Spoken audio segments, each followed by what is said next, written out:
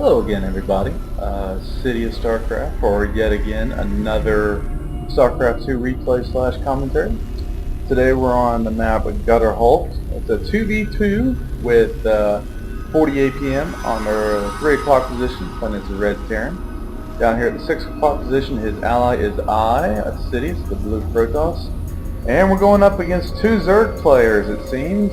Thunder Chode playing as the teal Zerg on the 9 o'clock position, and 12 o'clock position, Flimmy Flam playing as the purple Zerg. That's the worst case scenario for people that aren't Zerg. It's possible double 6 pull, the dreaded 6 pull. So I do actually send out my probe very early to scout, just in case. I do actually see Thunder Cho say "Sup Brotoss," and I asked him, Husky fan, because Husky's known for saying the Brotoss for Protoss players. The response I get is no, and at the back of my mind I'm like, how can you not be a Husky StarCraft fan? How can you not be? He is one of the best commentators, great guy, good personality, and he's a really good StarCraft 2 player. So I was already pissed off at these guys just because of the fact that you cannot not be a friend of Husky StarCraft. So yeah. But I do end up scouting, making sure there's no, the early pull, everybody looks like they're playing standard. So we still decide to wall off, because it's almost imperative that you do wall off against Zerg players.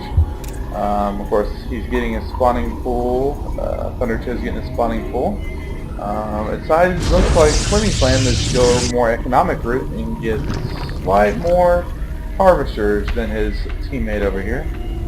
Speaking of harvesters, it looks like 40, my buddy 40 is at 13, 15, 14, and 15 as well. What I'm pinging on the map is on Gutter Hulk. It's a good 2-player map, just because there's long distances, there's some choke points, different playstyles can work well, but you also have these rocks at the back of your base. So you almost have to put some kind of building or something over there so you can see, just in case if someone decides to backdoor you. It's never good to be backdoored in many different situations, especially in StarCraft 2. So it's always good to at least have some vision of what might go on where you're at.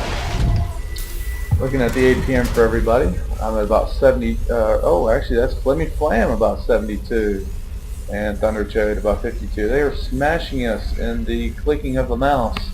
He had a 37 and 40 at 20. Half of what his name suggests he should do.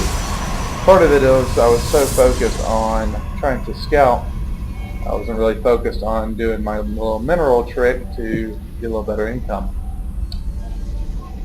Production tab shows, of course, I love my sentries, you know that. Getting a couple of those out, got to get my warp gate technology out. Both of them decide to go for expansions. Now I do actually re-scout with my probe to see that they do that. And of course me and 40 are talking on chat what we need to do, if we need to hit early, whatever have you, to ensure that these double Zerg players do not win this match.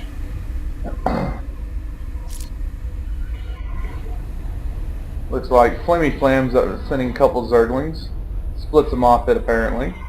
And what he does is actually kind of smart. They have both watchtowers, so they have vision, which is great. They have overlords around our base, great positioning on the overlords. But he sends 1 Zergling each on these rocks. Nothing that'll tear it down immediately, but something damage over time will eventually destroy them, and we might be hurting.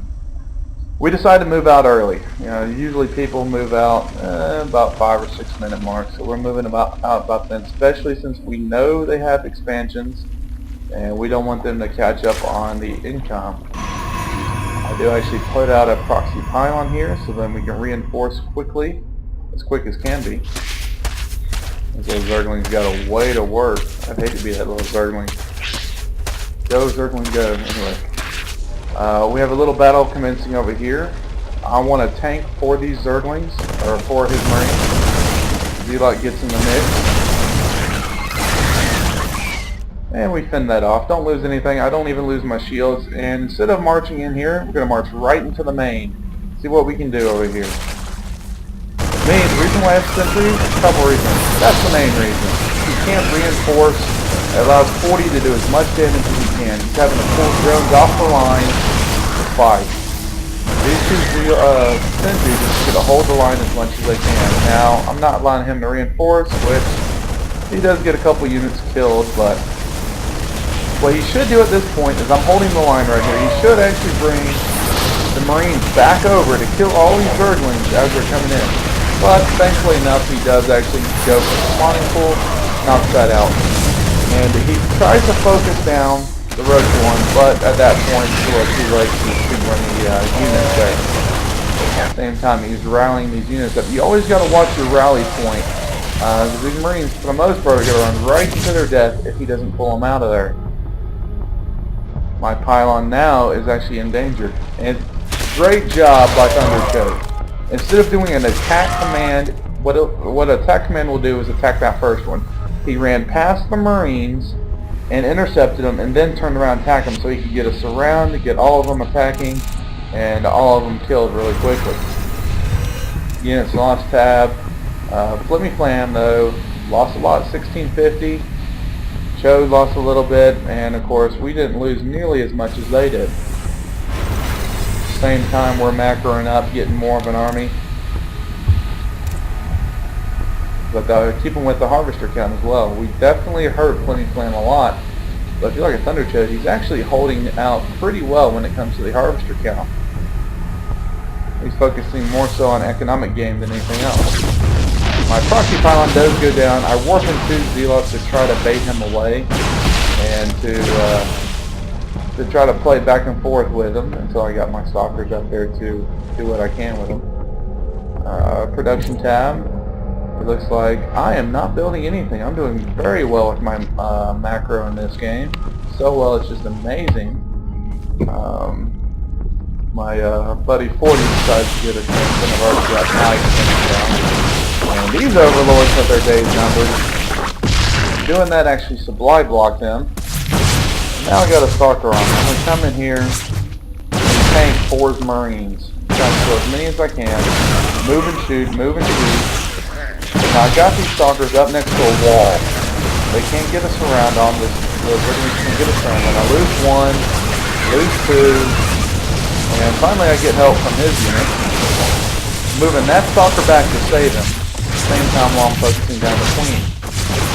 Now he's got to be careful not to worry about or get his queen too far out there, or they'll definitely get attacked by the roaches. Now I'm playing like a defensive lineman for a football team. I'm going to block them off at the rim so they don't get in here, while I let him try to do as much damage as he can. But unfortunately, all we get is a couple more roaches killed, and that's about it. They finally got enough army that they're going to actually do some more to it. And look at this little roach.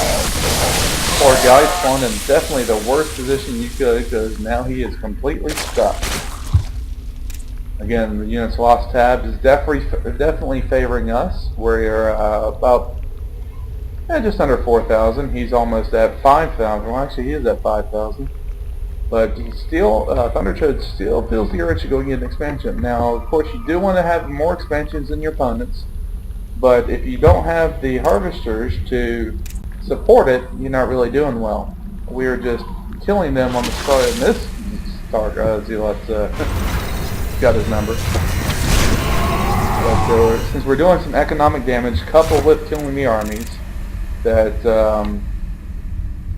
we're actually a little bit more ahead because, you know, we have more income to resupply. And it looks like there's going to be a counterattack by Flimmy Flam here.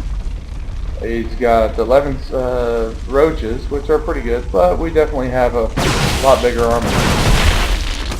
Section tab, I do actually now have Blink.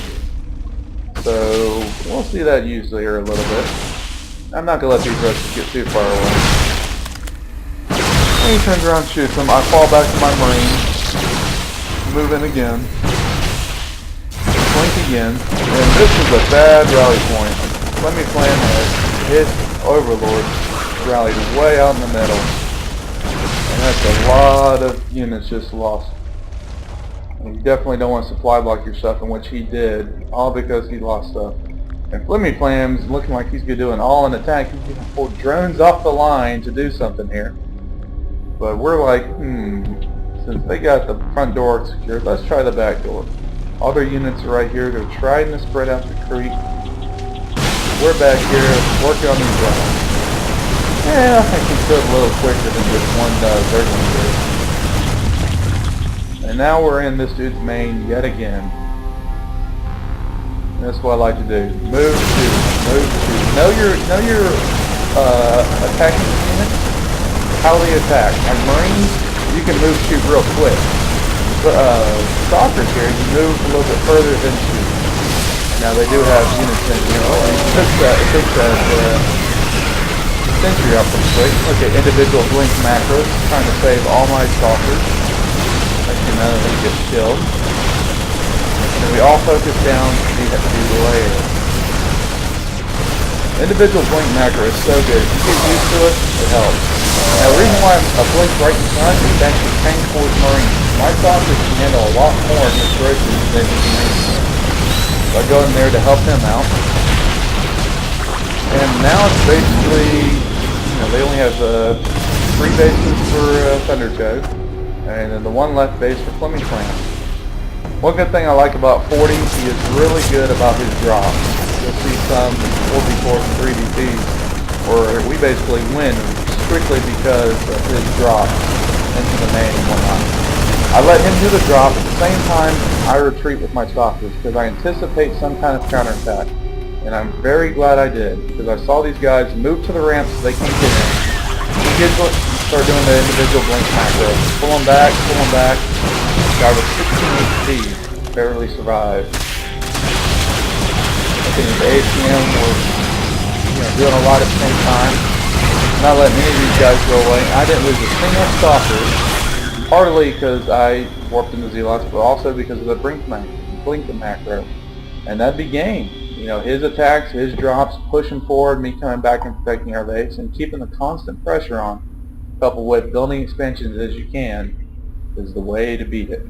2v2s are always fun, especially if you got someone you can play with. So I appreciate you guys watching again, and if you like it, subscribe. Regardless, put some comments down. Good, the bad, and the indifferent. I really don't mind them, and look forward to helping you another time. That drop was about to do some work, that's for sure. Thank you guys. Look forward to it next time.